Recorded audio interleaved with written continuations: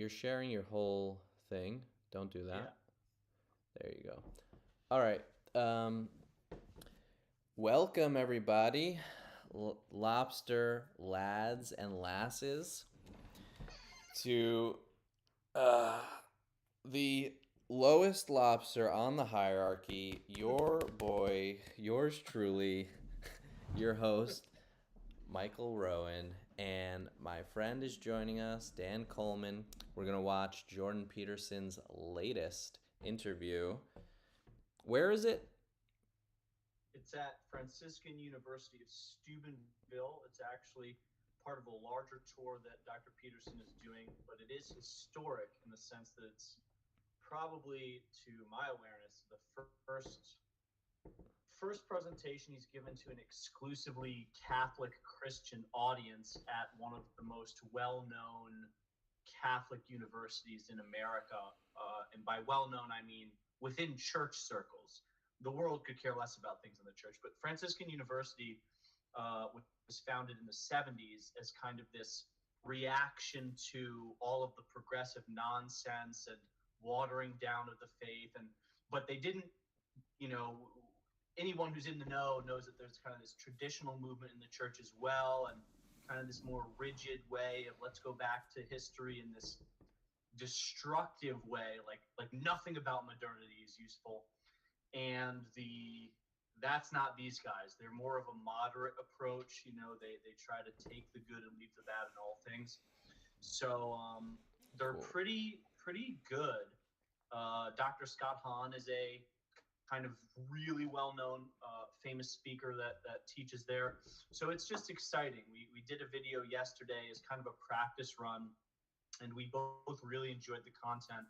It was JP, his main talk at the university. This he seems to be sitting down.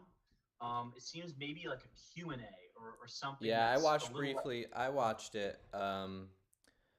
Yeah, I'm really excited. It looks pretty good, and right timely regarding our discussions and the things that we've been contemplating. So I'm excited to watch it here with everyone. I am wearing my phased art Jordan Peterson album cover shirt that was given to me by Akira the Don. Meaning Waves exists.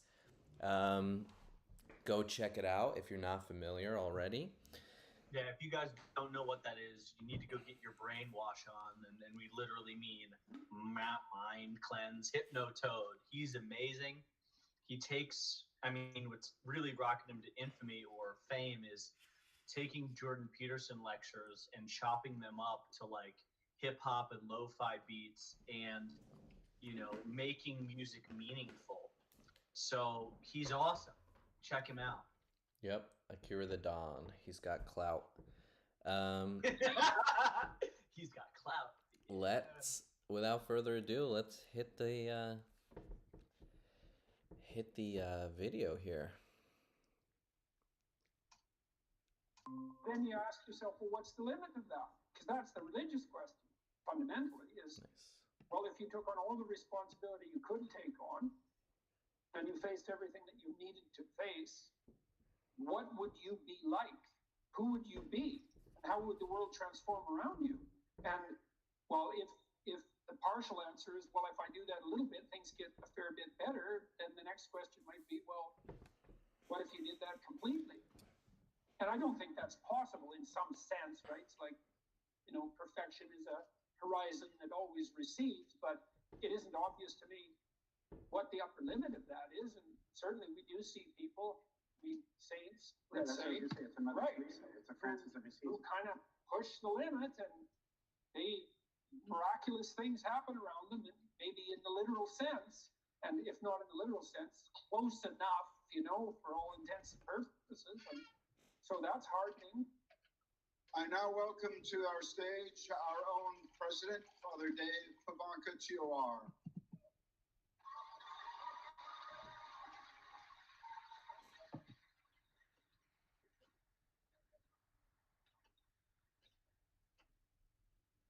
Father Dave became president of Franciscan University of Steubenville in 2019, the first Franciscan alumnus to lead the university. Father Dave also earned a Master of Divinity, an MA in Theology, a doctorate in education, an executive Juris Doctorate. He is a member of the Most Sacred Heart of Jesus Province of the Franciscan Third Order Regular. He was ordained a priest in 1996. A well-known Catholic speaker, an author, Father Dave has written 7 books and produced several evangelistic films and video series, including Sign of Contradiction, Metanoia, and Letters to Myself from the End of the World, to the Ministry of the Wild Goose. Please. Hey, can you pause? Speaker. Sure. I have a completely random ADD point to make here. I'm kind of intrigued. You were saying earlier that this university was like a reaction to the like humanities sort of thing happening in the universities, and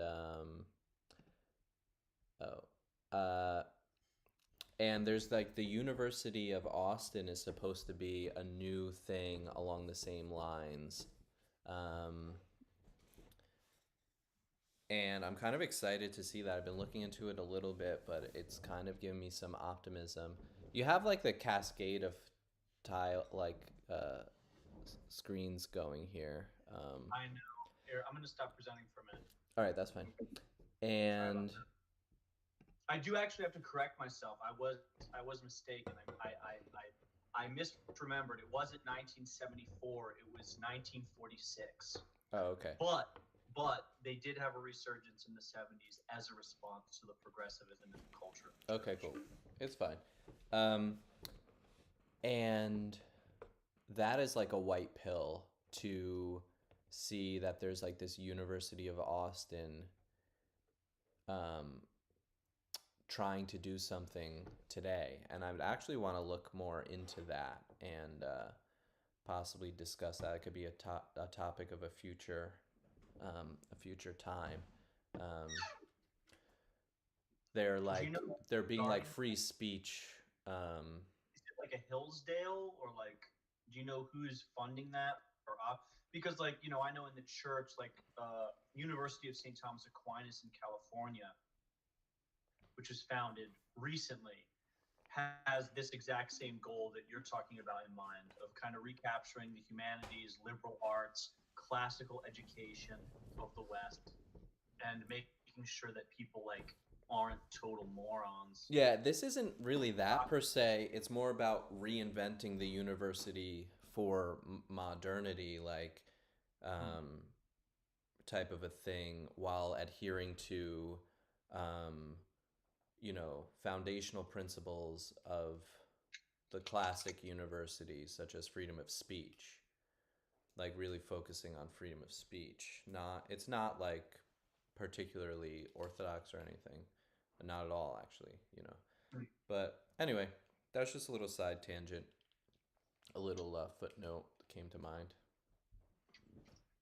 All right, what'd you call them? Lads, and what did you say? Oh yeah.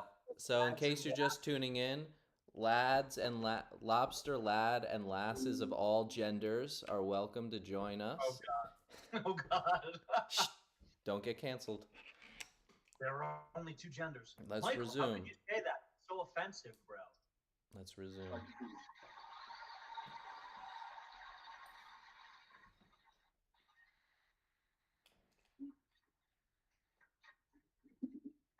Well, thank you so much. And again, I'm just very pleased to turn out and everybody being able to join us this evening.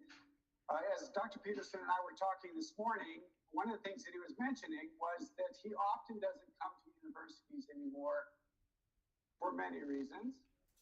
And we asked him, well, then why did you accept our invitation? And his response was, because you seem different. I hope that was a compliment.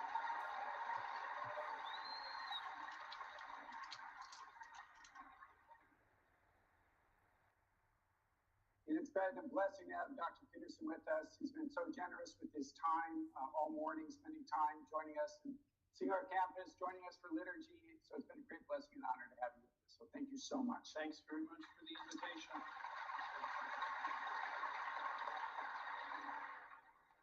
so I appreciated Dr. Peterson's discussion on the corpus of the scripture of the Bible and the book. And one of the things that he and I had talked about was to discuss a book, not the book. Fair enough?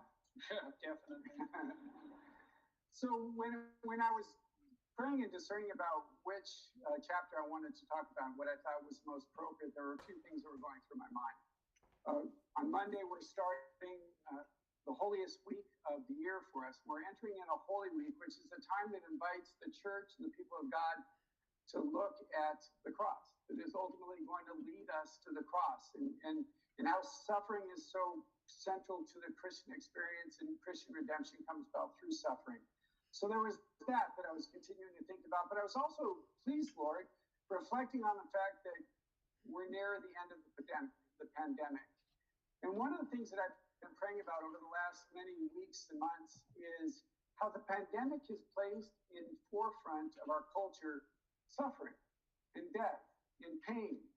And it seems to me that we have not dealt with that very well. We've got to the place where so many people are riddled in fear, as if suffering is to be run away from at every cost, at every opportunity. The idea that there actually could be something beautiful and holy and salvific about suffering. So when I was reading through your book, and I saw in the last chapter, you speak about suffering and being able to do that with a sense of gratitude. I just felt that that was the place that maybe we could talk about this evening. And what does that look like? At the very beginning of the chapter, you say, much of your life you've been searching for certainty. And then you pivot very quickly to speak about suffering. So maybe two questions. Your search for certainty, how has that brought you to what you spoke about earlier this evening? And why did you make such a quick pivot to talk about suffering? Well, I think it's because if you're looking for certainty, the reality of suffering is certain. I mean, what do you accept as evidence above all else? That's a good question. That's a hard question. But I would say pain is up there. It's very difficult not to believe in the reality of your own pain. It's somewhat easier not to believe in the reality of other people's pain. That's not so easy either, you know. But your pain seems to be undeniably real. And so it does beg a question, which is, you know, if pain is undeniably real, is that which overcomes pain even more real? And I think that's, in some sense, that's the idea that lurks behind the idea of the resurrection. I mean, I was going to tell a story during this lecture today, although there wasn't really a place for it, but maybe this is a good place for it. I'll tell you something else I've been thinking about, which really knocked me for a loop, let's say, which I probably still haven't really recovered from. So a long while back, I had planned to do a series on Exodus. I did a biblical series on Genesis, which people seem to appreciate, which I found extremely useful.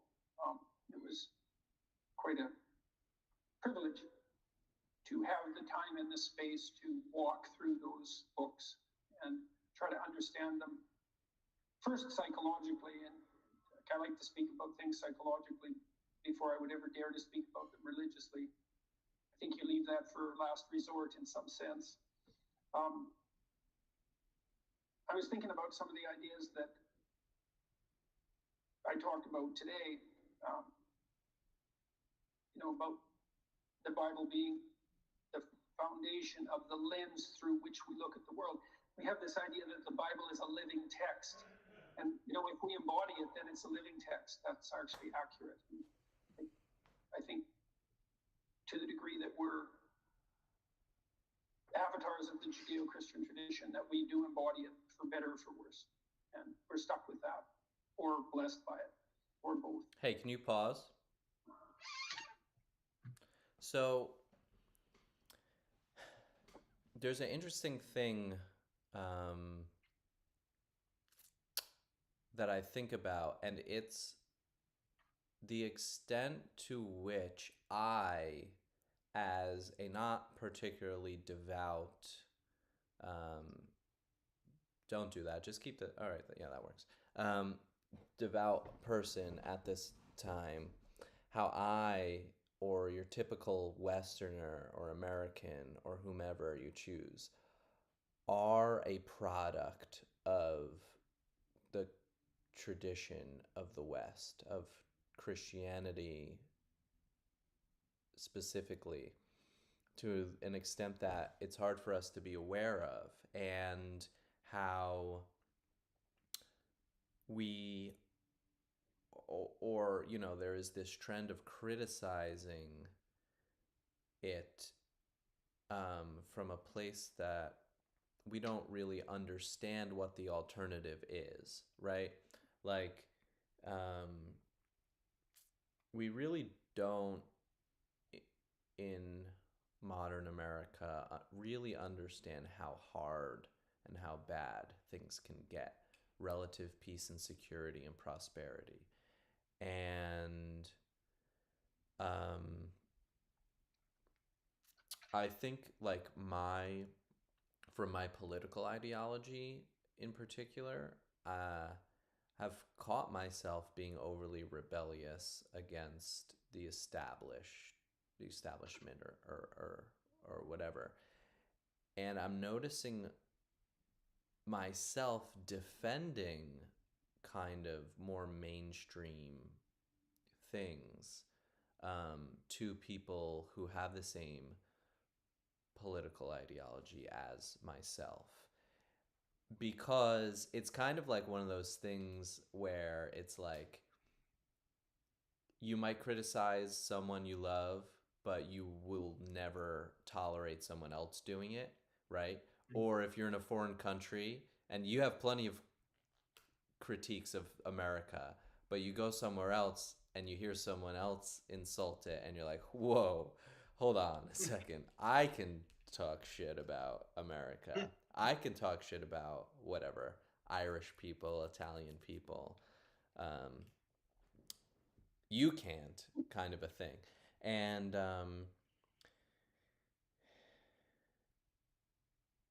to, you know, just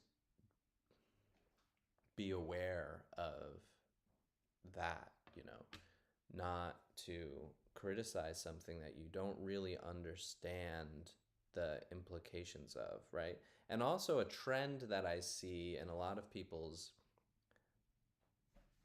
mental models for our society is they're criticizing our reality in comparison to an abstract ideal that doesn't and cannot exist.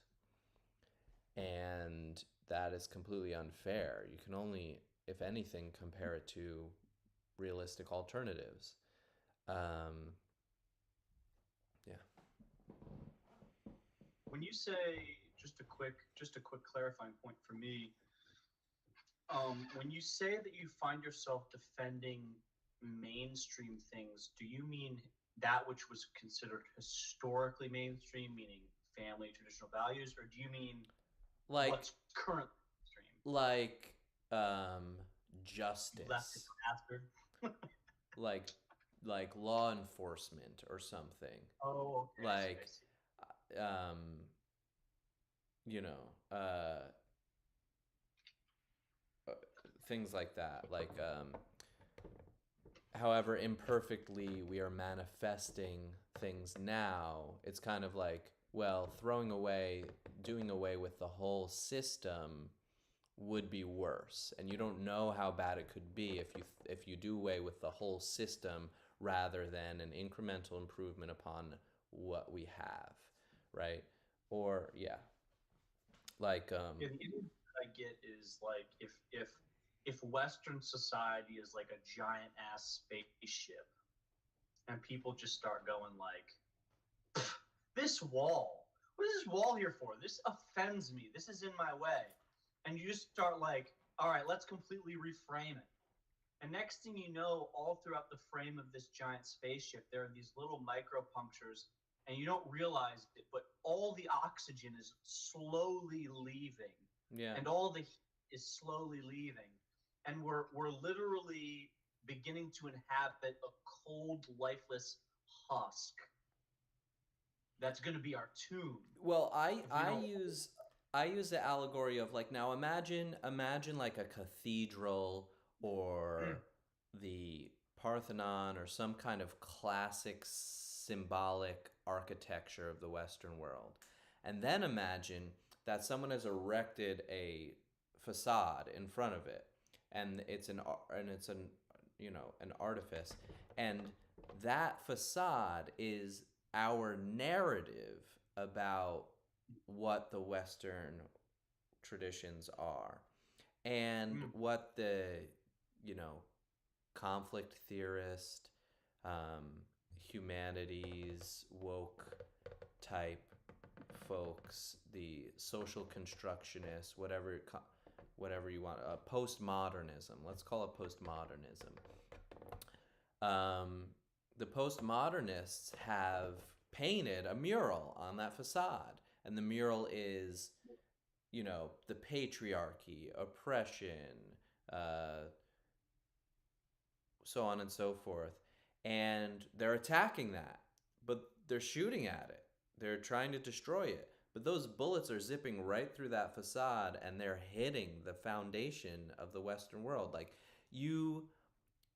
here's an example: freedom of speech.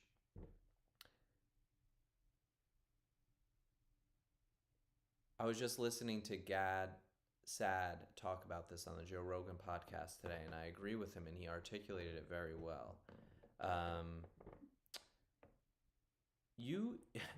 The freedom of speech is not just a right. It needs to be an ideal that exists within the mind and the hearts of all people in a free society. It needs to be embodied as an ideal, and that there should be no speech reprehensible enough that you retract, that you violate that. Oh, and he made a really good distinction that I think that you might have some insight in. It's consequentialist versus, what is it? It starts with a D. Maybe I'll pull it up after we finish watching this. But my memory's failing to quote him. But there's like a very important moral distinction that no matter what the speech is, I mean, there are reasonable, very specific, limited, reasonable prohibitions on speech, like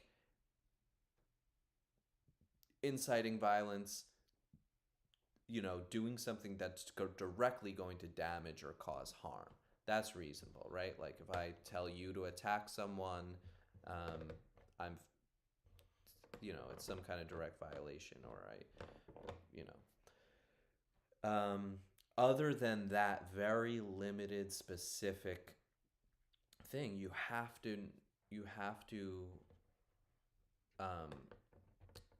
respect the tradition, the system above any particular, offensive thing. And to me, in like partisan politics, there is no position that a person can have that I would feel warrants the suggestion that we violate free speech in order to prevent them from articulating it. We need to win on the battleground of ideas. However, these people seem to be willing to violate the rules of the game, to go out above and beyond, break the rules of engagement, to violate these, hard-earned wisdom of our culture and society in order to achieve way less important objectives. Fair. All right. Speaking of embodying, we're going to jump back on this. Okay. The reason I didn't tell you the story was because I didn't know how to weave it into the theme that I was developing tonight, but it's relevant to the theme of suffering and the reality of suffering, and perhaps what might be more real than suffering. So I'll tell you the story. Hopefully I can do this reasonably briefly. When Moses is leading the Israelites through the desert, I'm very compelled by that story. You know? So, for example, one of the things that's really interesting about it is that the story begins with a tyrannical state, and then it's the Spirit of God that leads the Hebrews. Maybe it's the Spirit of God that characterizes the Hebrew longing for freedom. That's kind of an interesting idea, you know, psychologically. You think that what's the Spirit of God? The Spirit of God is that which manifests itself within you in opposition to tyranny. Could be, you know, that's not a bad idea. It's quite an idea. It's a remarkable idea. And maybe it's true. It's certainly the case that that's how God is presented in that story, and in many other ways, but that being paramount above all. And you know, there's another corollary to that, which is, well, we shouldn't be subjects of tyranny if we're children of God. For Israel, and Israel means we who struggle with God, it's not appropriate for us to be subject to tyranny. And that's interesting too, because I think we sort of accept that idea at face value in the West. Yeah, slavery is wrong, obviously. It's like, it's not so bloody obvious, these things. You know, one of the things that I'm really curious about in relationship to the postmodern types who make group membership the sine qua non of existence is, why is slavery wrong? Exactly. It's like, it's just one, for all groups, and one group lords it over another. It's like, that's not wrong. It's just tough luck for the oppressed group. There's no wrong there, because it's only wrong if we're sovereign individuals, right, with some intrinsic worth, who are not to be subject to arbitrary tyranny. That's when it's wrong, and you have to accept all those other axioms before you get to say anything about slavery being wrong at all. Otherwise, it's just, hey, like Marx pointed out, it's just brute economics. And so you can make a moral judgment about that if you want, but what's your criteria for saying that it's wrong? You know, and of course that would upset people on the radical left who want to presume that it's intrinsically wrong without having to presume all the things that you have to presume to make it intrinsically wrong, and without even noticing that that's just a sleight of hand in any case. So that's part of that biblical narrative too. We're not the sorts of creatures who should be subject to tyranny. And then the tyranny might be, well, is it the tyranny of the state, or is it the tyranny we impose on ourselves? And I would say probably both. Why not both? The story could be referring to both. We tyrannize ourselves with our own presuppositions all the time. And then you might ask yourself, why? Why don't we just give up our tyrannical presuppositions? You know, because they're not worthy and they're oppressive, but we don't give them up, and more often celebrate them. And I think the story has an answer for that too, because we're out of the tyranny into the desert. It's like, is that better or worse? How about worse? And so what if it's the case that even to escape from the tyranny of your own presuppositions, that you don't go from the tyranny to the promised land, you go from the tyranny to the desert? And who the hell, wants to do that? And the answer is no one with any sense. It's like, hey, I'll just keep the tyranny, thank you very much. At least I know where everything belongs there. And fair enough. I mean, this is a very serious question, and it's an open question in the Exodus narrative, whether the desert is worse or better than the tyranny. And so, and you know, you see this in the real world. Lots of people in the Soviet Union pined for the days of Stalin. So I read a book once that was reminiscences of a extermination camp written by the guards, the good old days. You know, so I don't think there's a tyranny that's so brute that we can't long for it if it's been shattered. And so that's quite something, all that packed up in that story. Anyways, the Israelites are out in the desert, and they're there for 40 years, and you might think, well, what kind of leadership do they have? It's not that big a desert. And the answer is, yeah, but you know, the desert after tyranny, that's no bloody joke. And maybe it takes 3 generations to get through it. And that's possible. And so there's all that. And then the Israelites are wandering around in the desert. What happened? Well, the same thing happened to them as is happening to us. They're worshiping false idols and they're tempted. And it's no wonder they're tempted because, well, they're in the desert. It's like it's not going so well. It's no wonder they're having a crisis of confidence, and maybe they're pining for the old days and they're not so sure that the God who informed them that being the subjects of tyranny was wrong, because now here we are in the desert. And so they lack faith. And it's understandable. But despite it being understandable, and this is one of the harsh things about the story, what does God do when he hears their complaints? He sends poisonous snakes in there to bite them. I think that's pretty brutal. And that's the sort of thing that makes the technical atheist type sort of recoil about conceptions of God in the Old Testament. It's like, not exactly what you expect in some sense from an all-merciful being. It's like, you got these poor Israelites. First of all, they were in the tyranny. Then they had to go across the Red Sea. Now they've been wandering around in the desert, and that's not good. And so your best solution is to send a bunch of snakes in to bite them? But you think, well, even if you're in the desert after a tyranny and you lose faith, then the snakes are going to bite you. Right? That's what happens, because if you're in, a little analog of hell and you lose your faith, is that going to make it worse or better? And the answer is, well, I have reason to lose my faith. It's like, fair enough. That isn't the question. The question is, what happens if you lose it? Or you start looking for faith in the wrong directions? And the answer is, hell gets a little deeper. That's one of the things that really frightened me.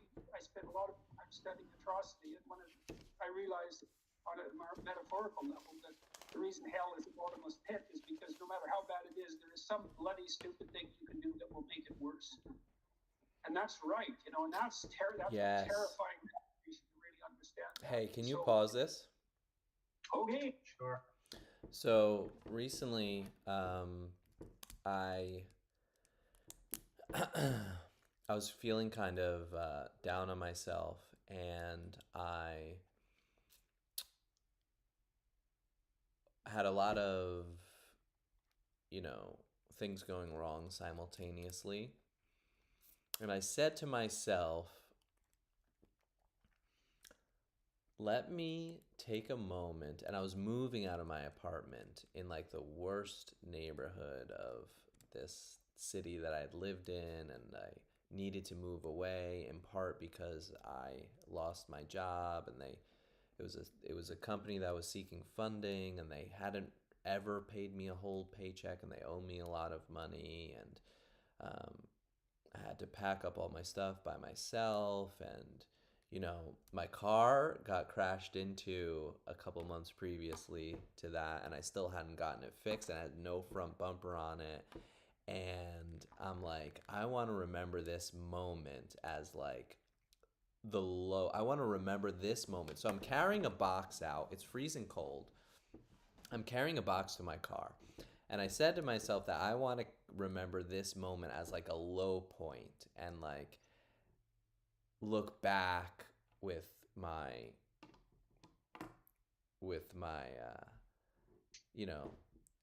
with things a lot better off in the future, and be able to remember this exact moment. So I took a moment to like take a mental screenshot or take a mental note so I could go back and think like, oh yeah, I made it. And and then I go out to my car, I'm carrying this box, and I see a huge smear on my window, and I see that there's debris on the ground. I'm thinking, what the heck? And then I say out loud, they egged my car. And then I hear a raspy voice behind me. She goes, oh, they're doing that again? Yeah, they used to come around and throw frozen eggs at all of us working girls. And I turn and I look over my shoulder, and it's this woman with like these thigh boots and like this neon pink tutu outfit, and she's like smoking a cigarette, and she has like a handbag. She's walking down the street, and I think whatever conclusions you're drawing about what this woman's occupation is are correct, and it needs not be said. And then I realized the universe was playing a hilarious joke on me by giving me exactly what I asked for. Someone egged my car. And I will never forget that moment. And I realized to myself, there I had the realization, there's no situation so bad that it can't be made worse. Who am I to complain about my circumstances? I'm healthy, I'm young, I live in peace and prosperity. Right now there are Russians my age who are going into battle who don't want to fight and die, and there are Ukrainians who don't want to have to kill Russians who are fighting and dying. And so what? Well, I have to move, and I have a busted car, and yeah, that's nothing. And And you're also not wearing thigh-high boots with a pink tutu smoking a cigarette, so you're right. way ahead of the game, dude. And then there's a guy across the street across on the other street in the back deck. He's like, "Oh, they egged your car. They stole my mail the other day right out of my mailbox." And I'm like, what is going on here? I'm in a sitcom all of a sudden. Chaos. So I just imagine the perspective shift of understanding like that suffering is a challenge that we can see as an opportunity to rise to that challenge and persevere and slay some demons, and that there is not a situation so bad that it can't be made worse, and there is always something to be grateful for. um, you know, just a little anecdote there. Thank you, sir, for the anecdote confirmation that, in fact, things can get worse. All right, we're jumping back in. Hey, poisonous snakes. And so now the Israelites not only lost, but they're being bitten by venomous creatures. And there's an echo of the snake in the Garden of Eden in that story. And so finally the Israelites, they get kind of tired of being bitten by the snakes. And they go to Moses and say, "You want to have a chat with God? Because you seem to be in there fairly tight with him. How about you get him to call off the snakes and maybe we'll behave a little better? How's that for a deal?" And Moses says, "Okay, I'll see what I can do." And he goes and has a chat with God, which is no trivial matter. And God doesn't do what you'd expect, because what you'd expect, like, and this would even work in terms of making it a comprehensible narrative, you'd think, okay, all right, guys, you've been bitten enough, no more snakes. But that isn't what happens. And I think the reason that it doesn't happen is because there's no getting rid of the snakes. I think that's also why there's a snake in the Garden of Eden. There's just no getting rid of the snakes. You have to learn to contend with them. It's more that, or maybe it's better to learn to contend with snakes than it is to inhabit a world where there's no danger. Maybe it's something like that. I don't know. Anyways, God says something extremely surprising and very interesting from the perspective of a clinical psychologist. He tells Moses to cast snake in bronze and to raise it up on a staff. And the staff seems to me to be a reference to the staff of Moses. And that staff of Moses is something like the thing you put in the ground to orient yourself with. It's the staff of God too. It's sort of like an axiom, and maybe it's like the tree of life. It's like, here I stand. It's a center point. It's all of that. In any case, you put the snake up on the staff. That's also the symbol of healing, right? The physician symbol of healing, the staff with the snakes. And so it is a symbol of transformation, and partly that's because snakes shed their skin and are reborn, and so they're viewed as agents of transformation. And so that's all lurking in that symbol. And then God says, get the Israelites to go look at the snake on the staff, and then the poison won't poison them anymore. And I read that as a clinician. I thought that's really interesting, because one of the things that we learn all schools of psychotherapy learned in the last 100 years is that if you get people to voluntarily confront what makes them afraid and what makes them want to avoid, then they get better. It's curative. And so that's the message there. It's like, well, if something is terrifying you, pay more attention to it. And that's actually what you teach people in psychotherapy. I mean, there's a variety of psychotherapeutic techniques, but exposure is probably the cardinal technique. It's like, if I can find out what you're avoiding and get you to confront it voluntarily, you'll get better. And the reason seems to be is that if you get people to confront what they're afraid of, and sometimes what disgusts them, but what they'd like to avoid, let's say, if you get them to confront it voluntarily, that could be the future even, the indeterminate future, they don't get less afraid. They get braver. And that's different. It's not like they get accustomed to what they're looking at and they're no longer afraid. That kind of happens, but it isn't really what happens. What really happens is they discover there's a lot more to them than they thought. And so they're not as easily intimidated then. And so if you run a clinical client through a session of exposure therapy, maybe they're afraid of an elevator or something like that, you get them so they'll go in the elevator. And sometimes they're often women, because women have anxiety disorders more often than men. One of the unintended consequences of that often is they'll go home and have the fight with their husband that's been brewing for 30 years. Because they're now braver. They see themselves in a different light because they've confronted this thing that terrifies them. And so it's so interesting in that story that God's cure for the venomous serpent is voluntary exposure to the source of terror. It's so interesting that that's the case. But and this is relevant to the issue of suffering, right? And confronting suffering dead on, to actually focus your attention on that which you would like to avoid. One of the remarkable parts of that story is also that one of the scariest words ever is, if I was God, they wouldn't have been bitten in the first place, right? So they've got the serpent's on the pole, but they're still going to get bit. And I think that's what's essential about that, is just because the serpent is there, it doesn't mean that everything is fixed. It now looks like it's still there. But the transformation that takes place is the focus of the suffering becomes a symbol of faith for them. And that's obviously in the cross. Well, and part of the faith is the faith that enables them to go look at the serpent to begin with.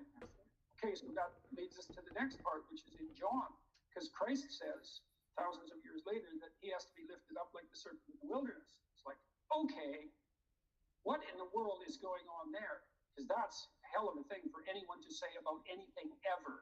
And it's right, because what does that mean? Why would the Son of God compare himself to a serpent? And why that particular serpent and that serpent in the wilderness? And I knew this old idea that lurks in all sorts of stories, in this corpus of stories that I talked about.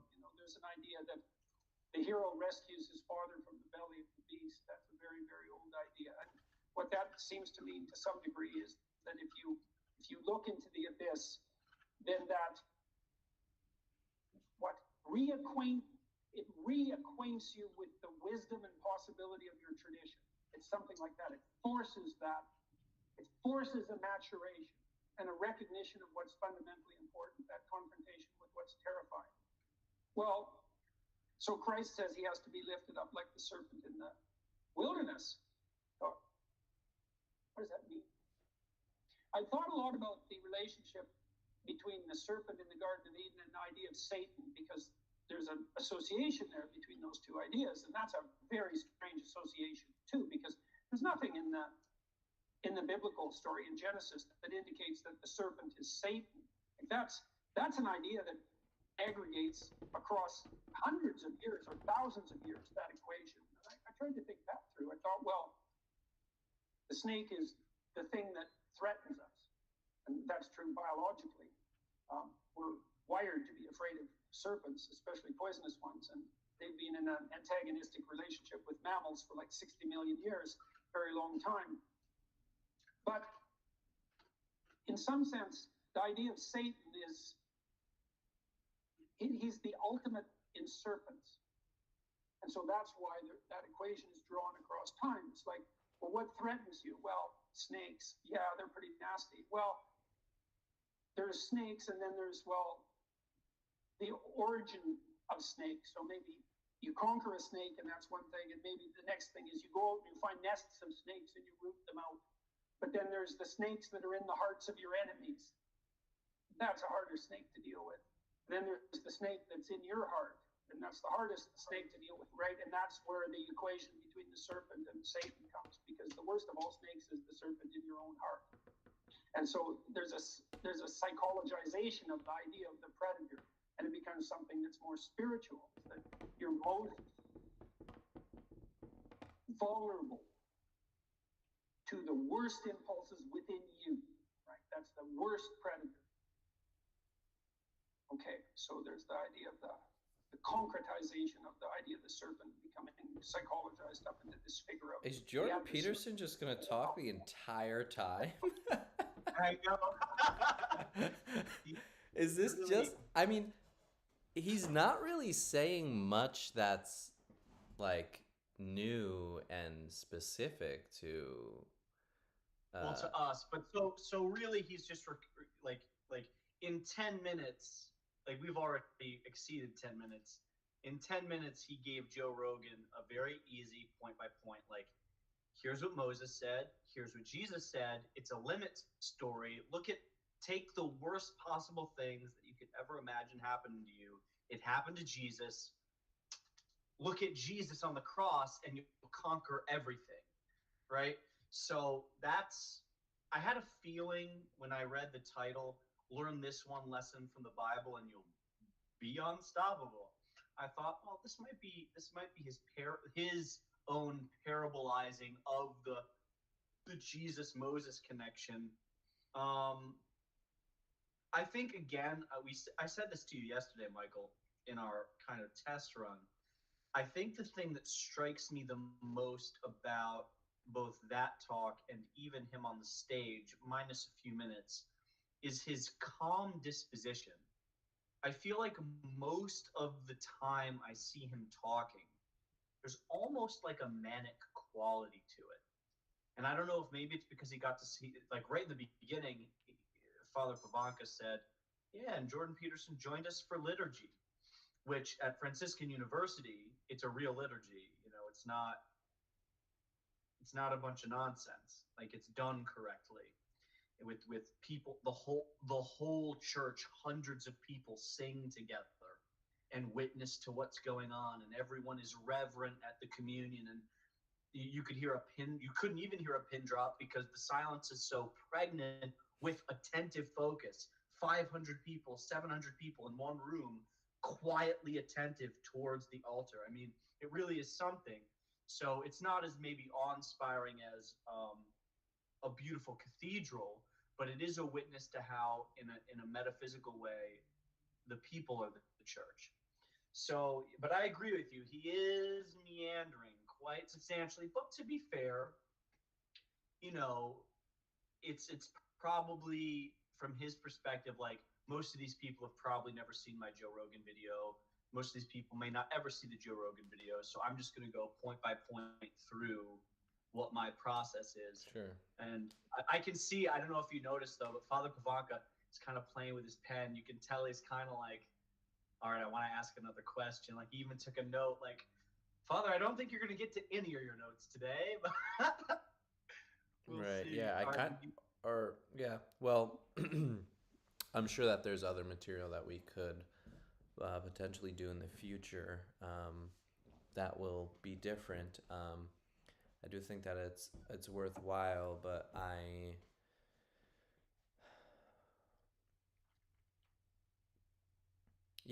just feel like I have heard a lot of this before, but I guess that is the Jordan Peterson experience. I definitely,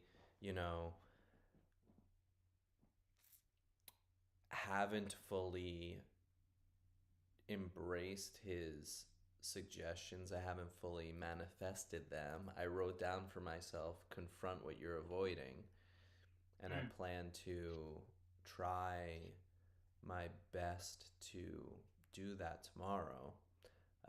I can't believe it's already so late here again. Yeah, we lost a lot of time setting up. But yeah, it's interesting. Is there anything that you've taken note of that you wanna I feel like we really had a good conversation yesterday, and I think that in some sense his presentation was more engaging because like he's on. Right now he's sitting down, which in and of itself, psychologically, biologically, like you're sedentary, you're not. But there is one thing that he said that even you kind of, you made the point of like, I really liked this example you used of almost like this false canvas being like, here's this beautiful thing, the Western culture, and here's this canvas of the Western culture that's put up by the leftists, the progressives, the modernists, the postmodernists, and they say, that's the West. Look at how bad it is. It's Right. patriarchy, oppression. And they're firing their machine guns in it, they're lobbing their grenades at it. Meanwhile, the people that they've directed to do that don't realize the beauty, the truth, and the goodness of what's actually behind that false lens. And then he kind of said this idea about, well, what happens when you remove the structure that you've taken for granted? And I wrote down here, promises of a promised land don't lead to heaven on earth. They lead to a desert. And I think that's been borne out when you look at the promises of fascism and communism, this idea that we're all going to live in this utopian oasis. And what takes its place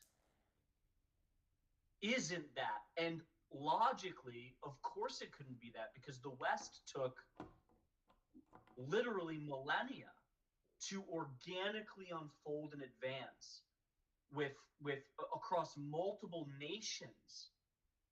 And the idea, the arrogance of the idea that within 100 years, within 50 years, within 10 years, within 5 years, a presidential term, we could somehow fundamentally alter the building blocks of what we are, the very air that we're breathing, the ability to have free speech, the ability to have discourse where we radically disagree with one another, and it just isn't complete bloodshed, is the direct result of millennia of advances in the idea of human dignity, the sovereignty of the individual, the necessity of charity and patience with my neighbor.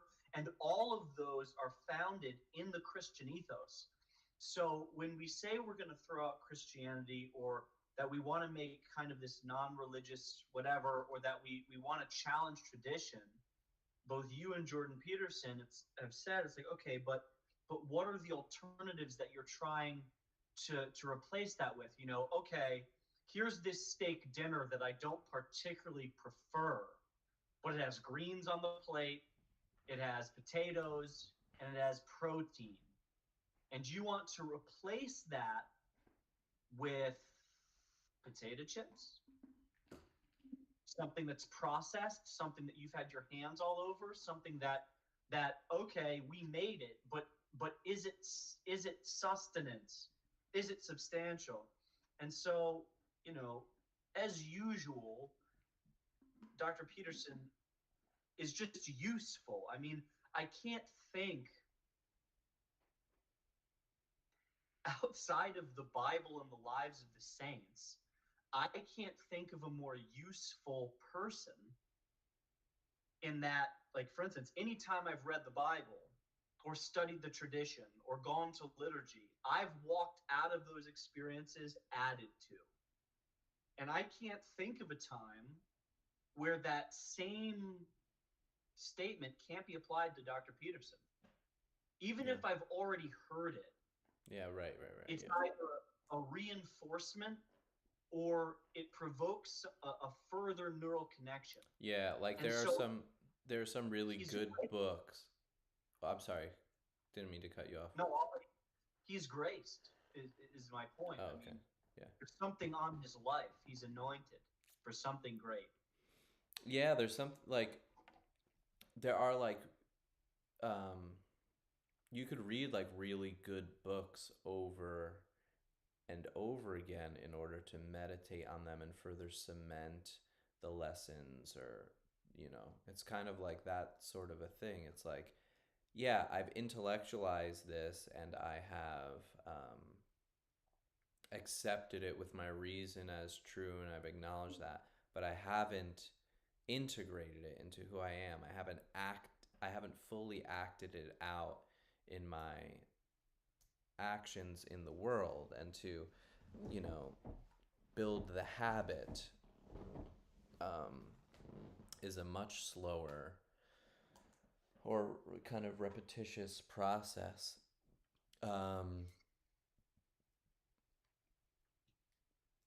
So I don't have any problem really with hearing these things over again. All right. Well, speaking of, let's try to jump back in so Sure. we can go to bed, God willing, at a reasonable time.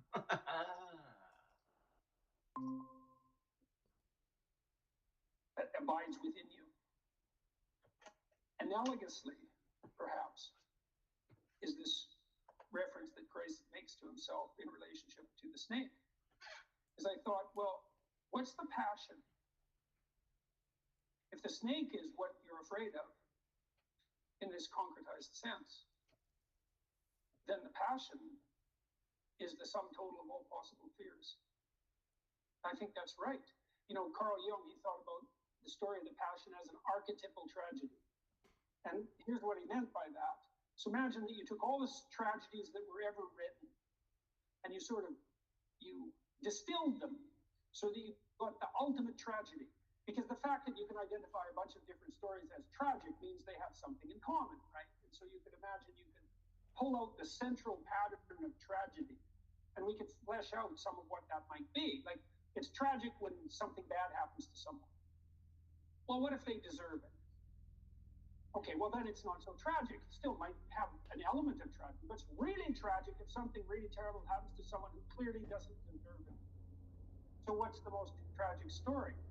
Well, it's the worst possible thing happening to the person who least deserves it. Well, that's core to the Passion story. That's for sure, right? Because not only is Christ innocent, he's not merely innocent. He's also good, and not just good. He's as good as it gets. And yet his life is the tragedy of the Passion is the worst of all possible punishments visited upon the least deserving person. But it's way worse than that. That just barely begins to scrape the surface, because it's torture, and a terrible torture, because the Romans designed crucifixion to be a terrible torture, like consciously. And so it's tragedy at the hands of your fellow man, and your fellow man motivated by the spirit of Cain in the most fundamental sense. How can I inflict the most misery possible in the shortest period of time, let's say, subject to that, at a young age, with foreknowledge, as a consequence of betrayal by your best friend, at the hands of a mob of your own people who are simultaneously under the thumb of a tyranny that's part and parcel of what's persecuting you. Who persecutes you?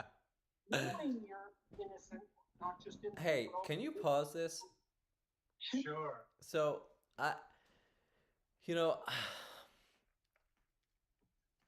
love that part. I've watched the Joe Rogan like 3 or 4 times. That's my favorite part. He just goes off. He's like, this happens, this happens, this happens. It's a limit story. And when you hear that, like, again, I'm a believer, and I have my own story with that and everything. But he gives these just really useful, like Saint John of the Cross, or the founder of the Jesuits, who unfortunately I forget the name of right now. There's this idea that you always keep Christ's crucifixion in the center of your mind. It's why Catholics have crucifixes in their houses. It's this throwback to the idea of you have to look at this thing. And ever since Jordan Peterson said that, just historically, I'd look at the cross. I love you, Jesus. Thank you for dying for me. I offer my sufferings through your sufferings. Thank you, Father, for the Lord. But Jordan Peterson has provided me a whole different way to engage with that reality. It hasn't lessened it. I haven't put it to the side. But now when I look at the cross, I have this experiential touchstone of, like, I'm going to remember a betrayal right now. thank you. You in allowing me to go through betrayal in a mysterious way, I'm united to your betrayal. Lord, thank you for when school systems, mobs of people, groups of people wrongly condemned me and judged me. I was entered in, I was initiated into the reality of who you are. And so many different things, but what were you going to say? Because you seem pretty amused. Yeah, so I often entertain the thought that, there's a group of people who assembled these stories that are in the Bible. And what if, I won't be cowardly and not articulate myself because it might be counter to the church doctrine, but I am willing to, and what I'm trying to do is exercise just learning what the teachings are, and maybe even being obedient to them for a period of time, if not just as an experiment, and then see where I'm at. But that aside, the thought is that the Bible is just taking all of this wisdom, like there's some Egyptian Book of the Dead. There's some Socrates. Like it's the trial of Socrates, right? And just putting it together, let's say there was this committee of scholars who were and some realities manifested, and they crafted a more cohesive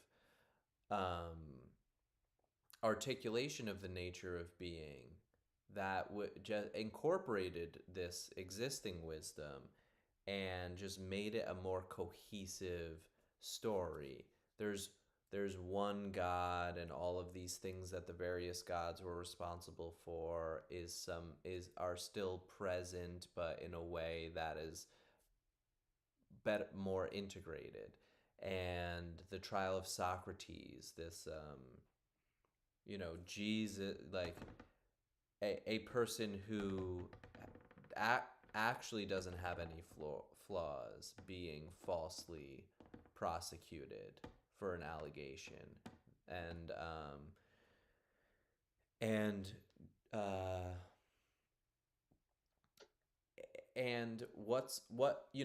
I should the metaphysical realities not be what the church suggests that they are, then it is sort of a disservice to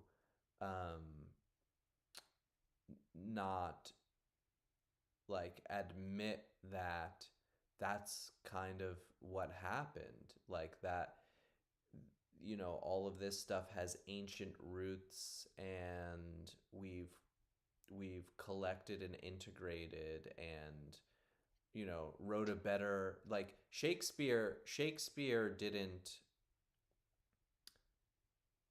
write any original plots. Essentially, he was an incremental improvement on long-standing plots that he re-articulated and then added better character development to. And the characters in Shakespeare are real people, but Hamlet is nearly identical plot to some ancient Greek dramas. And I just think along those lines, what I basically would hate to have people pushed away from reverence for these stories and these books by the suggestion that you must accept that they're literally true, or this particular personified God, or maybe I just have a naive like oversimplified. Maybe I'm thinking of the facade that was painted rather than what is actually being suggested. So definitely more work needs to be done. But yeah, that's the thought.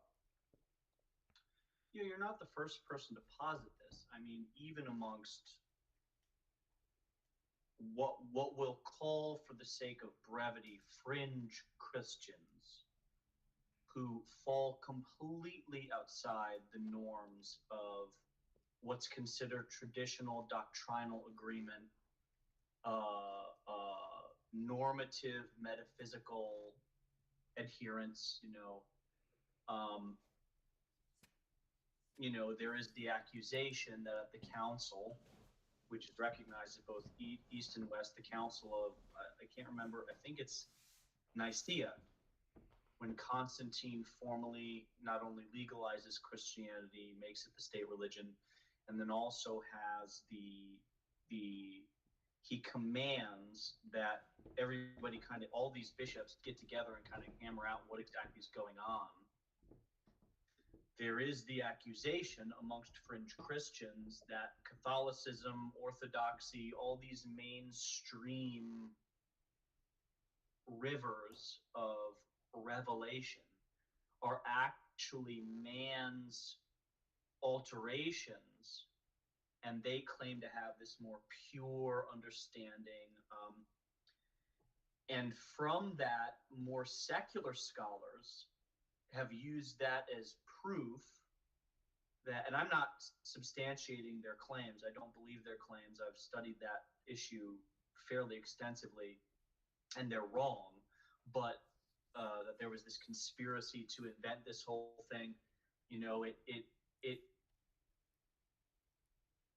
that Jesus is God and man. Their argument, this, we're talking about Seventh-day Adventists, Mormons, Christian Scientists. They contend that Jesus is not God, that he was never God, that he doesn't have a divine nature, but that he was a man who worked hard and achieved a divine nature. And that might not sound like a big deal. Maybe a listener to this video is going, well, who cares? What's the difference? It's actually a seriously big deal if we're talking about first principles and telos. Because if I can just achieve it through hard work, that in and of itself creates whole systems of thinking and modes of being that are actually very destructive, because we're human beings. And that, whereas if God becomes a man and makes that available to us, not through achievement, but through relationship with him, it changes the whole engagement. Right? God doesn't approve of me because I do the right things, and he doesn't reject me because I do the wrong things. He wants to receive me, but in having done the wrong things, I've done damage to my capacitors, my antenna. I can no longer receive that signal. And in engaging with the metaphysics the way laid out by the tradition, that becomes brought into alignment. And then from that reality, all good things begin to flow from me and into me and around me. And you come into the will of God, which is to become love. And you don't do love, you be love. So again, like, these are metaphysical, foundational things. If my identity is based on what I do or what I've done, then I'm a liar, a thief, and a murderer, and I can't ever not be that.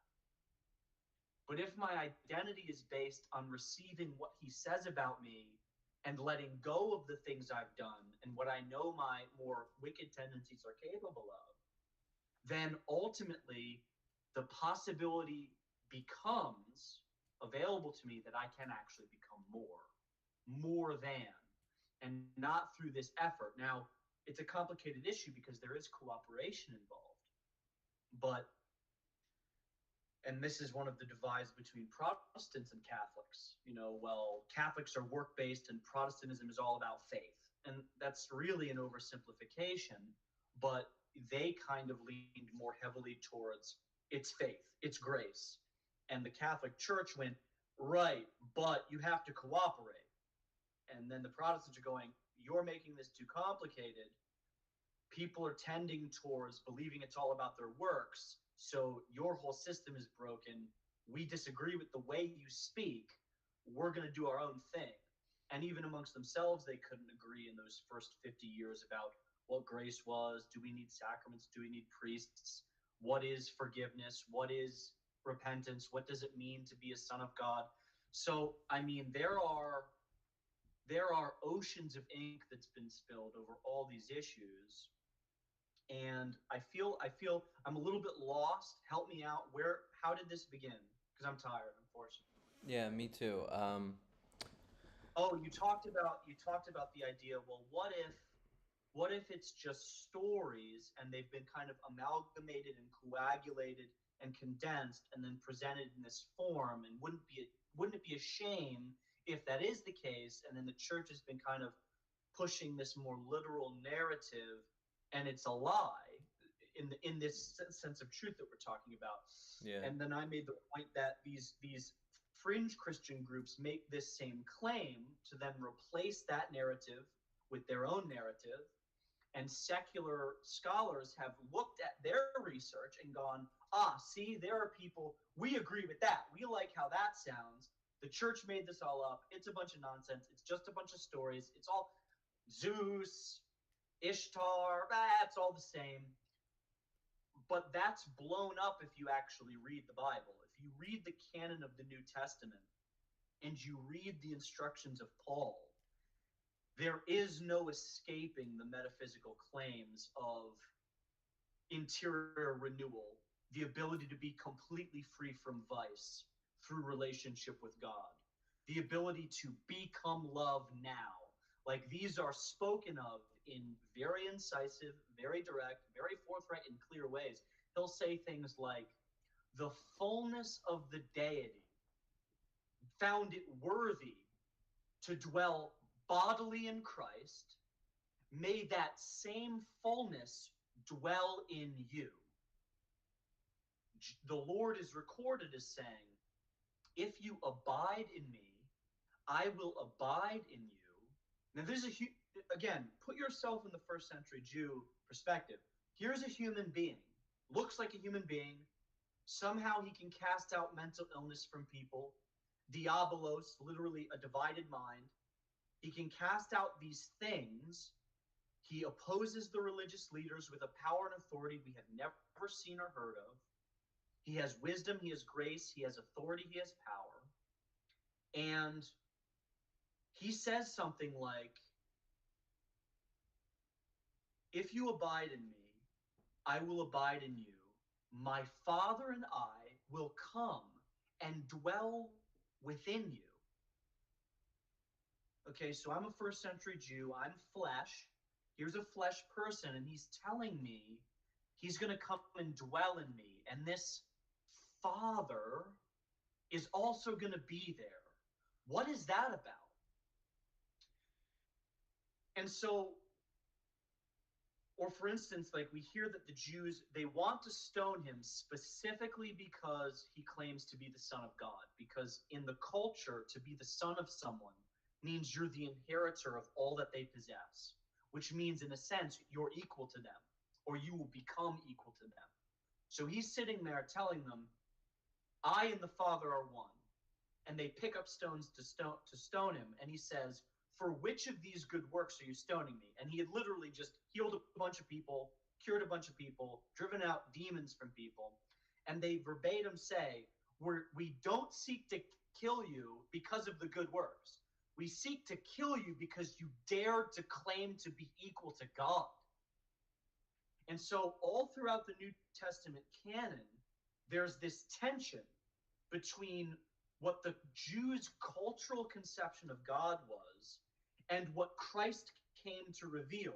And if I think in the previous lecture we listened to yesterday, he kind of gave a throwaway nod to this idea that the church has always held, that within the Old Testament are all the elements of the New Testament.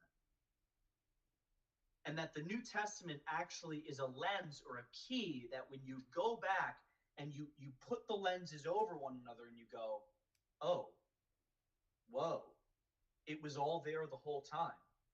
The promise that God would become a man, the promise that men through this would come to full knowledge of God, the idea that this being would be a suffering servant rejected by his people, the signs, the wonders that he would perform, what the people who followed after him would be like, and the signs they would manifest. It's all there, and these are things written hundreds, if not thousands of years prior to the coming of the Christ. And what's fascinating is, because, it's a well-known fact among those who know, who are scholarly about this, that we don't have any of the original manuscripts. We don't have anything prior to like 250. But you mean as far as biblical stories are concerned? No. In regards to the actual physical texts, we don't have any original manuscripts of New Testament literature. We have copies of copies, and there is an argument to be made that, like, we can have confidence in them because just the amount of copies that were made. Like, yep, these check out. This is what it said. But what's fascinating is in the 1950s, the Dead Sea Scrolls were found in the Qumran community. Some kid was chucking stones into caves, leave it to children to find wisdom, chucked a stone, heard something break, went in, found all these, like, what looked like wet, paperish kind of stuff, got some adults, the scientific community moved in, and we actually do have an ancient, almost perfectly preserved copy of the scroll of the prophet Isaiah.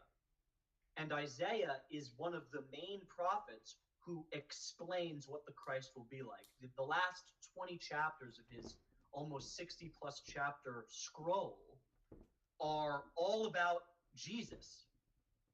And so when you take that into consideration, that we have a lived tradition to look to, we have copies of copies, we have the testimony, the lived testimony of church leaders at those times testifying to what's in these things, alluding to what's in these things, plus then the Qumran scrolls, plus if you actually, there's the accusation that, the Bible, the Christian Bible, the English Bible is actually a manipulation, a bastardization, that they erred, they went away from what the Jews actually teach or wrote, or they linguistically manipulated, isn't true, because if you actually go, you can find them online, you can buy them, Jewish scriptures that are taken from the original Hebraic text that they preserved, they're exactly the same. The prophecies in Isaiah, completely the same. The prophecies in Micah about a virgin birth, exactly the same. The prophecies in Genesis, exactly the same. There is no manipulation.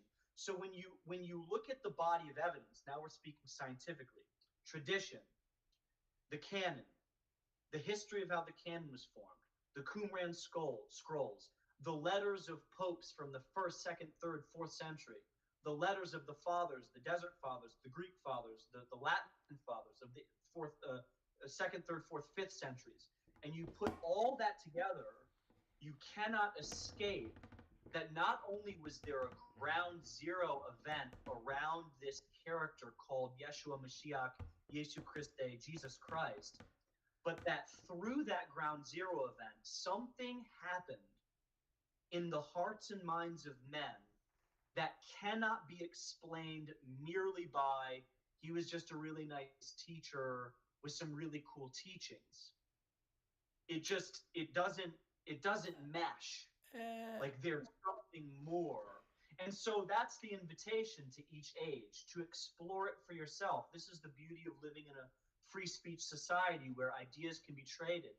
If you go and you read the texts for yourself, you can then make your own conclusions. And it's irresponsible and dangerous, whether we're talking about the Quran, whether we're talking about the Bhagavad Gita, whether we're talking about the Holy Scriptures.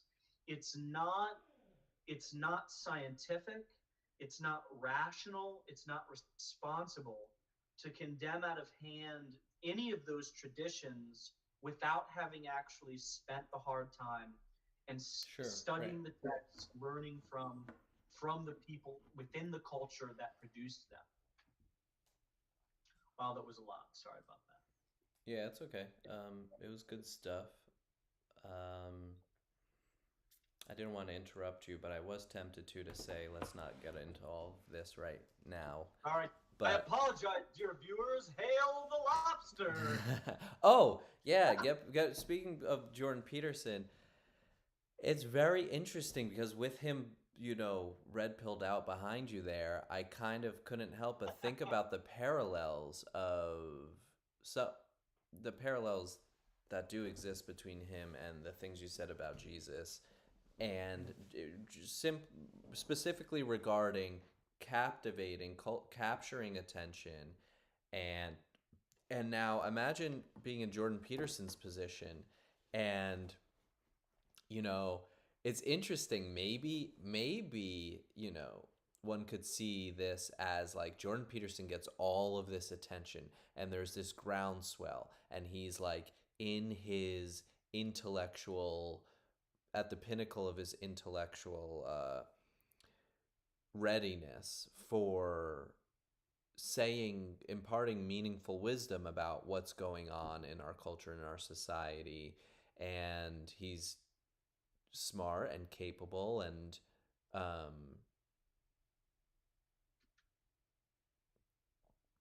brave enough to to make a sacrifice to speak the truth regardless of the consequence, to the ability that he's capable. And then as this wave grows and grows and grows into like this tsunami of just becoming this rock star, figure, he then goes, whoa, whoa, whoa, whoa, whoa, hold on, look at this. Like, wait a second. There's this book. This guy did this incredible thing a long time ago. You should check that out. You know what I mean? Where he just punts to the wisdom tradition of the culture and redirects people's attention towards that. He could have. Well, I mean, it's happening. I mean, we're literally Sure. witnessing.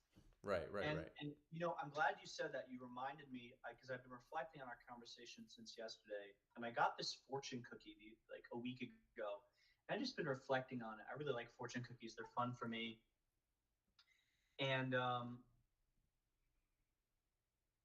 it was something like the snowflake never realizes its responsibility as part of the avalanche. And I mean, I love that one because snowflake does have a pejorative sense in the modern lexicon. So I did have a little bit of a double entendre fun with that. Right. But I have that sense. That actually, yeah, that is funny because a snowflake and then being part of something that's so destructive and it being so delicate and precious, and then the thing, the individual, the human snowflake of this weak person, and yet being part of a cultural swell, a destructive force of, yeah, that is a pretty good one. That is a good one. There was kind of like a third funny to it in that I was applying it to Jordan Peterson. So Jordan Peterson's a snowflake. But, an avalanche is destructive, but it also is pure, white, cold. It covers over. And in the Christian tradition, the idea of covering over, St. Paul says, cover over one another's mistakes, right? Like love in action isn't exposing your brother's wrongs and denuding your father in public and going, ha, right, look at what dad did. Like Jordan Peterson talks about the story of Ham and the curse that is on Ham for having laughed at his father's naked drunkenness. And so charity is actually seeing something that's gone wrong and finding a way to like cover it over, not in like a deceptive hidden way, but like later on taking the person aside and be like, hey, glad I could help you out. But whisper wise words of counsel into my brother's ear. Don't call them out and publicly critique them. First, take them aside and critique them one-on-one. If you have a problem with someone, you have an obligation to address it with them on a one-on-one basis, definitely before ever, talking shit about them, so to speak, um, outside of that context, and also just don't do that part. But definitely beforehand, you have to go to them and address it with them. Um, anyway, let's not. What do you want to do here? Do you want to end things at like a midpoint, or do you want to power through? What are you thinking? Let's just power through, and then maybe we just won't really comment. I mean, I can't imagine him saying. I'd be very surprised if this was more to this that was like, oh my God, we really need to talk about that. You know what I mean? Like, we've both said a lot. He's said a lot. Let's just try to do this. Choose to punish you instead of punishing someone they know to be criminal. It's all of that. It's like the sum total of all possible fears. And I think that's right. And it's so interesting to me that psychologically that not speaking religiously to the degree that that's possible when speaking about such things is that our culture has put at its center an archetypal tragedy. It's as if we're attempting to inoculate ourselves against the catastrophe of life. But what's also so fascinating about the story of the Passion is that the crucifixion is not the end of the story. The end of the story is the resurrection. And so the implication there is the same as the implication of going into the abyss to rescue your father from the belly of the beast. It's like the tragedy isn't the end of the story, the resurrection is the end of the story. And so then you wonder what that means psychologically, because what you see in the psychotherapeutic session, in the psychotherapeutic milieu, is that if you get people to expose themselves to what they're terrified of, being terrified isn't the end of the story. Recovering is the end of the story. And so that begs the question is like, well, to what degree are we capable of bearing suffering and prevailing? And the answer might be to the degree that we're capable of confronting it forthrightly. And that might actually just be true. Oh. How could it be otherwise in some sense? Like, what's going to call the best out of you if it isn't what's most challenging? Because it's not that easy to get the best called out of you. It's not going to just happen because someone rings your doorbell, right? You have to be. Are you feeling tired? Should we quit? No, I was reacting to the realities of his suggestion, and it's like there's no easy way out. You just gotta get into the arena and confront things head on. Yeah. Shook to the core before you're going to undertake what's necessary to make the sacrifices that are required to put you in alignment.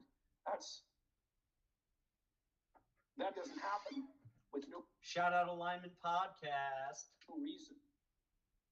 So are you grateful for your suffering as a consequence of that? I don't know. That's a high standard, man. That's a high standard, and maybe it's unrealistic. But I think one of the things that faith brings us to is, and we were talking about it when we were in the chapel in the Friary, is that when we look at the cross, it's very Catholic, is that we always see Jesus there, that the corpus is there. And because you talk about in your chapter about what does it look like to transcend suffering, and what does that individual look like? And in some ways, our businesses are similar, right? People are bringing their brokenness to you, and they bring their brokenness to me. But I believe in a God that can transform that. So I was asking myself, well, what does that look like? And I recall a priest that I met in Africa, and I believe what he had was Lou Gehrig's disease. So by the time I met him, he was no longer able to really move his arms or legs very well. We were praying that the Lord would heal him in that. And then he began to share his story with me and what had taken place in he and his community in the midst of his sickness, in the midst of his suffering. Was he said, people didn't used to go to church very much, but since I've been sick, people are coming. And that they wouldn't line up for confessions, but since I've been sick, there's a long line of people coming to confession. He said the church was half full, and now it's packed. He said people begin to speak, and they say that I'm more empathetic, that I'm more compassionate, that I'm more loving, that I'm more kind. And I'm embarrassed to admit that at that moment, as he was sharing his story about the transformation that was taken both in he and in the community, I was praying, Lord, please don't heal him. Because if we believe that this is what I want to be, right? I want to be loving, and I want to be kind, and I want to be generous, and I want to be empathetic. But I don't want it to be through the cross. There's got to be another way that we can discover that. So wouldn't it though, right? But the fundamental key to the central Christian reality is it's through that cross that we are transformed. It's by like Jesus embraces this cross, his suffering, and says yes to that. A yes, which I just can't imagine. Dude, that's kind of badass.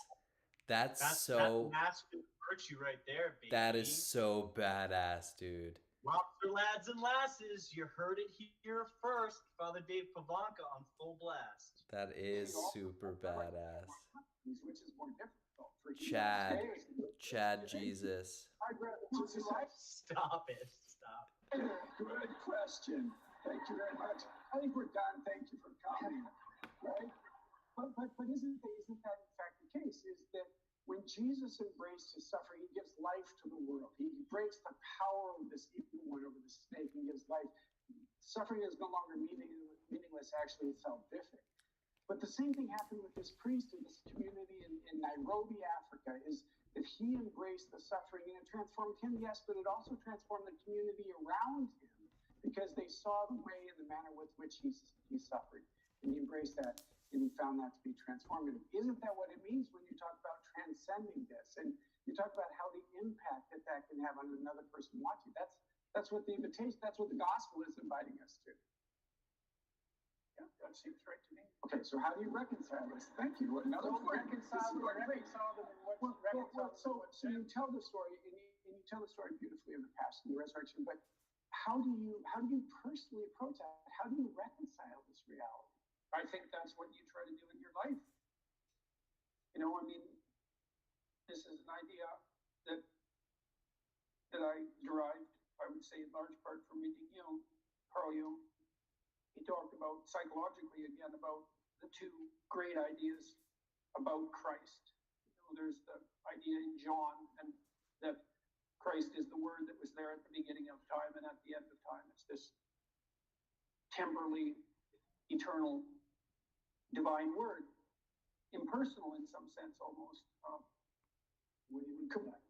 Well, because it's something that extends from the beginning of time to the end of time isn't so evidently human, you know? It's elevated beyond the confines of what's merely human. But it lacks something as a consequence of that too, right? It lacks time and place. And the way Christianity, yeah, exactly. It bridges that gap. I had a student once who asked me, why don't we just tell the same archetypal story over and over? Why do we need all these variations? And I thought, that's a really good question. I'm not exactly sure about that. And then I thought, it's related to this issue, is that there's the divine word, but there's the incarnation, and the incarnation indicates that the specifics of time and place are just as important as the eternal that surrounds it. And so then I would say, well, that's probably true in each of our lives, is that, well, how do we reconcile this? And well, that's your ethical adventure, how you reconcile that. And we each do it in our own way and with tremendous difficulty, I would say. And we do it aided and abetted if we're fortunate by people that love and care for us. But that is the challenge, you know, a huge part of the challenge of life. And this is something I try to concentrate on in this last chapter is how do you bear the suffering that is at the crux of life without becoming tempted and embittered? That's really, really difficult. Now, you know, someone might point out, go ahead and be bitter, see where that gets you. And if you have any sense, and generally people have at least some, they know that being sick and bitter is worse than just being sick. And that being right, it's worse, but it's very hard temptation to avoid. Sometimes you want to be bitter just out of spite in some sense, because things are so terrible. All you've got left is your willingness to shake your fist, you know, and say, well, you know, really? Is this like this many poisonous snakes? Really? That's like, maybe I could have learned with just one or two, not 100. So, but we're all stuck with that. And he's speaking from personal experience there, by the way. I think we're stuck with it at every level of our life in some senses. How do we maintain a high moral orientation? Michaela, his When wife, I was a young seminarian, depression in his one family. thing I worked in a neonatal intensive care. In this summer, I baptized over 20 babies, and all the babies died. And it was very. I was a seminarian. I was supposed to have all the answers, right? And they'd come to me and they'd say, tell me real quick, why did this happen? This guy, why did he allow this to happen? And I came to the place. A couple things. One is that I didn't have to defend God. Like in my own mind, in my own heart, there was something very freeing in that. I don't know why. I mean, what kind of an explanation? Let me explain to you why this happened. Oh, well, thank you so much. Right. Yeah, that makes sense. I wish somebody would have told me that, right? But what I did, what I would continually come to is that, and this is a mystery of the faith, that Jesus is present in the midst of the suffering. And I tell a story. Actually, the first book I wrote was on freedom, and I spent a lot of time in that Exodus text because that's the invitation to look at Pharaoh and be freed in that. But that when we're children and we fall down and we scrape our knee, our mom comes and she kisses us and she pats us on the head and said, "It's going to be okay." And it is. I mean, really, what has she done? She's kissed me on the head. She's patted me and said, "It's going to be okay." But we grow up and we don't think that's enough anymore. But my experience tells me is that when Christ can do that for me, in the midst of my brokenness, in the midst of my suffering, in the midst of my pain, it reminds me that I'm loved. Right? I remember sitting in the chapel. It was a Thursday evening as a seminarian, trying to figure all this out, and hearing the Lord breaking in the midst of that and say, "Dave, I love you." And I said, "Well, I appreciate that, but that's not the issue. Let me explain the issue. What am I supposed to tell these people?" And he reminds me that I'm loved, and it's enough. It's enough. And it's the Christian mystery of suffering, that it ought not be something that we try to escape, but it's actually an invitation that we. Hey, can you rewind?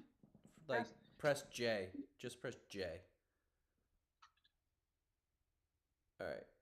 And it's the Christian mystery of suffering, that it ought not be something that we try to escape, but it's actually an invitation that we continually find Jesus. Because I suggest that when we find God in the presence of the suffering, we can find him anywhere. It's easy to find him in a sunset or in a baptism. Take a brand new baby, pour oil all over him and grease him up, and it smells the chrism. It's wonderful. It's easy to find him in that. How about cancer? Yeah, and divorce, and infertility. That when we can find it, it's the mystery of our faith that God enters the messiness rather than just fixing it from the outside. He enters this and takes this upon himself. That's weird. What's that? In that moment, it seems like that's articulating from a perspective that's kind of secular, in the sense that hasn't created the world and isn't responsible for it, right? If he's just coming into reality as it exists imperfectly, that's not God. Well, or does he mean Jesus in that the Jesus version of God? Are you, based on this construction, are you saying that reality is made up of God? Because being he's responsible for creating it. Right, but he is in some. So this is actually a really difficult topic to explain. But while God is the source, God is being. Right, he's not the source of being. He is being. And reality, as we experience it, is something, in a sense, that is not him. Like, he is not the universe. He is not this desk. And you're saying this is wrong? No, I'm saying this is the Christian understanding. Oh, okay. That God is not these things. He's not a thing. He's not the largest thing amongst a big hierarchy of things. He's so other in the nature of the Godhead. He is so beyond. We can't even speak of it coherently. We just fall silent. That being breaks into our lives through, as you said, Jesus, the Holy Spirit. But what Father was trying to say there, I think, if I was understanding him correctly, he was saying, like, let's say something bad is happening and we're looking at heaven and we want God to come down and fix the situation. But what God does instead is invites us in that situation to turn to him in our relationship with him within us, and we become the transformation in the circumstances. So instead of looking for this external force to come and change external circumstances, the external circumstances serve as the impetus to draw us into the invitation to become transformed in the moment. I think that's what he was trying to say. Yeah. I mean, I haven't fully conceptualized the how a reality that God's responsible for creating, how he can be, separated from that in that way. But Well, again, it's difficult because he is, but he isn't, right? Because so if he creates everything from nothing, and he is being, and he by expressing the word things become, then in a real sense, and even St. Paul says we live and move and have our being in him. So there's almost this implication, if we're going to be very carnal about it, like God has this big cosmic body and we're like in his gut somewhere, like all the universe is like, yeah, is and you're saying that's about, wrong. Yeah. Yeah, but I was not suggesting that. That's yeah, I know. I know you're not suggesting that, but it's difficult because we're sensory creatures and we're trying to talk about something that essentially exists beyond dimensions of space-time that are there before Big Bang, cosmic. Yeah, but his influence backwards. is here because he's Yes, created everything and he's responsible for this. But it's a fishbowl thing that he's somehow created and insulated himself from. It's just like removed from him. It's again like we don't understand how dimensions work. Is there really a separation? Like if I were to put a barrier between us, but the barrier is air, and we can pass through that barrier, is there even really a barrier? Well, apparently there is, because there is. All right, But well, we isn't. can table this. We can table that part of the conversation. Copy. But I think that we should actually pause this here. Okay. Yeah. So, yeah, I just want to wrap up. It has been pretty interesting. I think that I definitely learned a lot. I actually like when the friar speaks, and maybe we should seek out some talk that he's given or something like that if there is something. Yeah, in fact, the Qumran scrolls have been brought up. I would love to, and those are like 20-minute episodes. There's like 8 of them. Those are great. Father Dave's great. I've met him in person. I've gone down to Franciscan University. In fact, we should go. We could go. We could make it like a road trip sometime in June, July. They have conferences. So yeah, it'd be interesting to go. And so you could maybe get into the atmosphere, see what it's all about. Heck yeah. But yeah, Franciscan's pretty solid. So all right, yeah, that was good. That was a good combo. I got a little hot in the discharge there, talking about church history, and hey, don't give me that look. Dude, you're just flexing. You're just climbing the hierarchy. You just had to stand up straight with your shoulders back and just. Look, I'm a lowly power lobster pose. lad. I'm at the. I like how you began it. This is your favorite lowly lobster lad. I'm the lowest lobster on the hierarchy.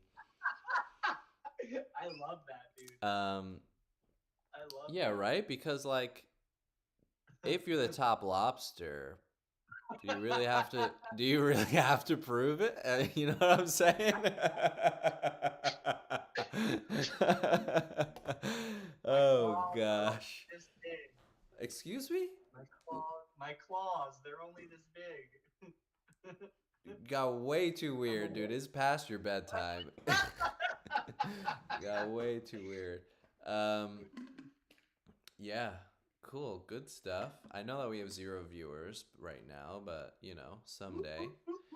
If you can prove me wrong and you smash that like and you comment and subscribe, can we give out if they smash the like button, they're absolved of their sins, or like what can we do here? What can the big guy upstairs do for us?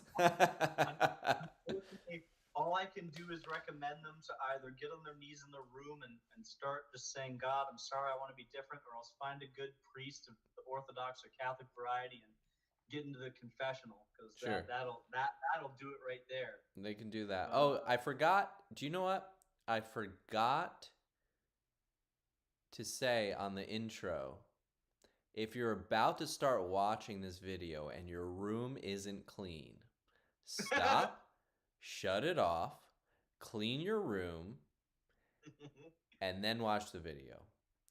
But now I'll say at the end, now that we're wrapping up, if your room isn't clean, no time like the present.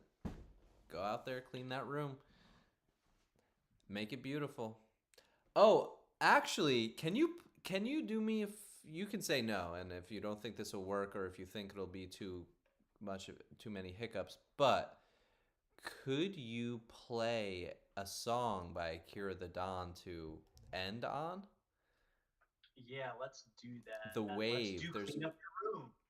Well, no, let's do the Wave. You might be on top of the wave, but you're not the wave. Oh, that's a good one. You want me to share it from mine? Yeah, if you don't mind. All right. So first, because I have to do this, this should be the thumbnail. I'm just gonna say this should be the thumbnail for our video. Well, because do you know what we should actually do? We should take like captures of like us. Oh, geez. Here we go. Demonetized. I know, right? What the It's heck? like Joe Biden right here. What was it? Which one was it again? Which one did you want to do? Just search Jordan Peterson, The Wave. I can't recall the title. Here is we it go. This one? Yeah, sure. I think it is this one.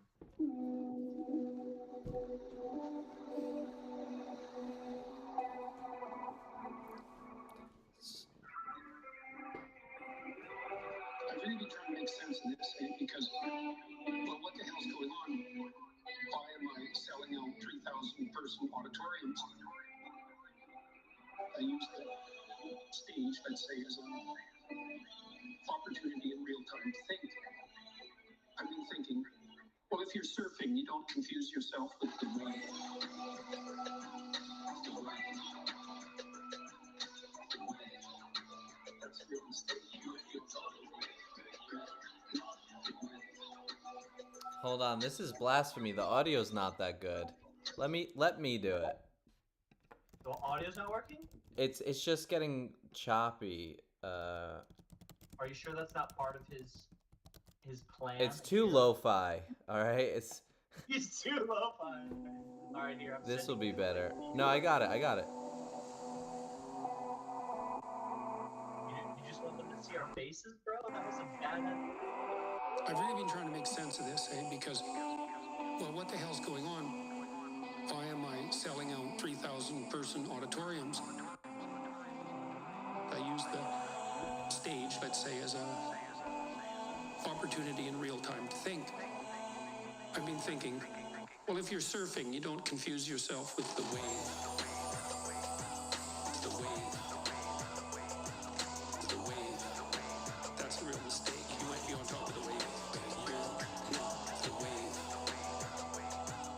The wave. The wave. That's a real mistake. You might be on top of the wave. The wave. I think this long-form discussion and the public hunger for that is best conceptualized like that. There's a technological revolution. It's a deep one. Online video and audio. Immediately accessible to everyone all over the world. It's turned the spoken word into a tool that has the same reach as the printed word. So it's a Gutenberg revolution in the domain of video and audio. And it might be even deeper than the original Gutenberg revolution, because it isn't obvious how many people can read, but lots of people can listen. The wave. The wave. The wave. You might be on top of the wave. The wave. The wave. The wave. You might be on top of the wave. The wave. I mean, you got a little bit of that with TV, right? And you got a little bit of it with radio. But there was bandwidth limitations that were really stringent, especially in TV, where you could get 30 seconds if you were lucky, and 6 minutes if you were stellar, to elucidate a complicated argument. So you can't do that. Everything gets compressed to a kind of oversimplified entertainment. But now, all of a sudden, we have this forum for long-form discussion, real long-form discussion. Turns out that everyone is way smarter than we thought. The wave. The wave. The wave. That's a real mistake. You might be on top of the wave. The wave. This is such a good music video. The wave. Love it. You might be on top of the wave. The wave. The people at the forefront of this are being cascaded forward like a surfer on a giant wave on this technological transformation. It's necessary to keep your ego under control. With regards to the people coming to see me, the proper attitude towards that, and I think this is true for any performer, is gratitude. You bloody well be happy those people are there. And you should never think there's something spectacularly special about yourself that's attracting these people, and that somehow you're above them and they're your fans, or there's this real power differential, even though that sort of manifests itself because people are so happy to see you. That's a dangerous pathway, and I truly am ridiculously overwhelmed and grateful and happy and pleased that all these people show up.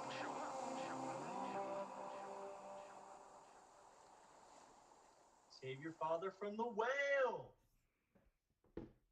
All right. Well, that was a great way to end. Maybe we should just begin.